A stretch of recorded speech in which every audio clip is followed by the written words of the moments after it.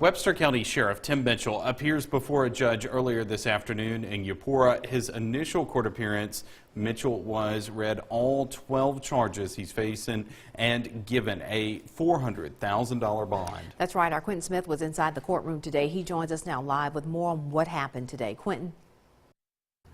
Yeah, Andre, it was in this courtroom here behind me where Sheriff Tim Mitchell walked out with his hands cuffed and his feet shackled. But instead of being upset, he appeared to be vibrant as he winked and waved at family members who were here supporting him today. Now, Mitchell, who was arrested Wednesday morning at his home on Hobby Road, faces a dozen charges, including attempting to have sex with an inmate, giving weapons to an inmate, and he even faces embezzlement accusations. Several state agencies are now collecting evidence and continuing to interview witnesses in this ongoing investigation. Now, if convicted, Mitchell faces up to 152 years behind bars to go along with paying over $100,000 in fines.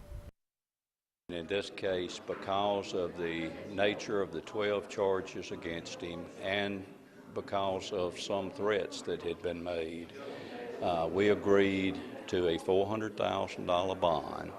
And that if he make that bond, he be required to be limited to have to stay at his home, and that he be required to have electronic monitoring to make sure that he stays at home. Now, Mitchell's case is now set to go before a grand jury. However, a date for that still has not been set.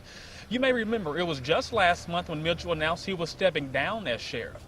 He announced that January 2nd of 2019 would be his last day on the job. However, due to this investigation, he has now appointed Chief Deputy Andy McCants to take over and run the department until that date.